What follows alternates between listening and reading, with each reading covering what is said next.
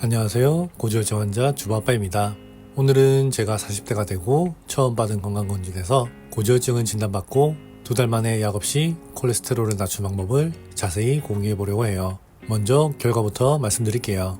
LDL 콜레스테롤은 170에서 99로, 총 콜레스테롤은 256에서 169로, HDL은 60에서 56으로 조금 낮아졌어요. 사실 처음 진단을 받고 의사 선생님께 설명을 들었는데 이게 한두 달 약 먹고 나으면 끝나는 병이 아니라 평생 약을 먹으면서 관리해야 한다는 얘기를 듣고 진짜 충격을 받았어요. 스타틴이라는 약을 처방받고 집에 돌아오면서 내가 이제 평생 약을 먹어야 하나? 라는 생각에 머릿속이 복잡해졌죠. 그렇게 집에 와서 유튜브, 블로그, 논문, 기사 진짜 별의별 걸 다 찾아봤어요. 그런데 희망적인 얘기는 별로 없고 약 부작용에 대한 부정적인 얘기만 너무 많은 거예요. 그나마 제 상황에 맞는 희망적인 내용을 찾아보고 제가 내린 결론은 약 없이 한번 노력해보고 안되면 약을 먹자, 그렇게 생각하고 방법을 찾아 해보기로 했어요. 첫 번째가 식습관을 완전히 바꾸는 거였어요.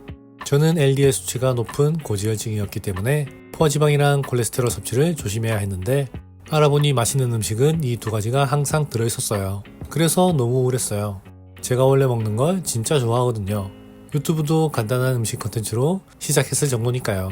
삼겹살, 치킨, 계란, 과자 먹지 말아야 할 게 너무 많았어요. 그래도 마음 단단히 먹고 딱 2달만 한번 해보자 하고 결심했죠. 그래서 어떻게 했냐면요. 일단 돼지고기, 소고기는 거의 먹지 않고 대신 닭가슴살 위주로 단백질을 챙겼어요. 또 등푸른 생선, 특히 고등어를 자주 구워 먹었어요. 식이섬유가 콜레스테롤 낮추는 데 도움이 된다고 해서 나물마차는 항상 챙겨 먹었고요. 포화지방은 하루 15g 이하, 콜레스테롤은 200mg 이하, 이걸 신경쓰며 성분표도 늘 확인하면서 음식을 챙겨 먹었죠. 이렇게 식단 관리만으로도 콜레스테롤 수치를 최대 60까지 낮출 수 있다는 연구 결과가 있다고 하니 안 할 수가 없었죠. 그래서 식단 관리에 가장 집중했어요. 그리고 두 번째는 운동과 체중 감량이었어요. 이것도 쉽진 않았지만 체중을 줄이면 콜레스테롤 수치가 최대 40이나 줄일 수 있다고 하더라고요.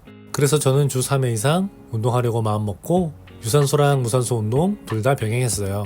유산소와 무산소 운동 모두 LDL 콜레스테롤은 줄이고 HDL 콜레스테롤은 늘려준다고 하더라고요. 그 결과 2개월 동안 5kg 정도 감량했고 몸도 가벼워지고 전보다 훨씬 건강해진 느낌이었어요. 지금도 꾸준히 운동은 하고 있어요.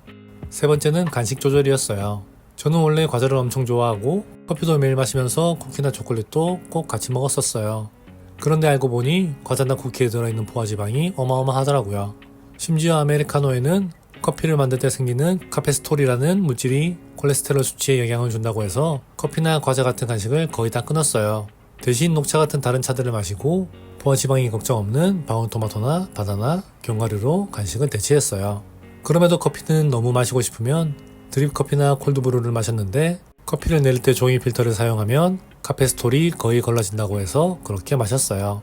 그리고 콜레스테롤을 관리하면서 스트레스를 해소할 겸 한잔하고 싶을 때가 많았는데 다행히 알코올 자체는 콜레스테롤 수치에 큰 영향이 없다고 하더라고요. 그렇다고 맘 놓고 마실 순 없어서 저는 주 3회 이하 맥주 한두 캔 정도만 마셨고 안주는 주로 회나 해산물 같은 포화지방 걱정이 없는 것들로 해서 마셨어요.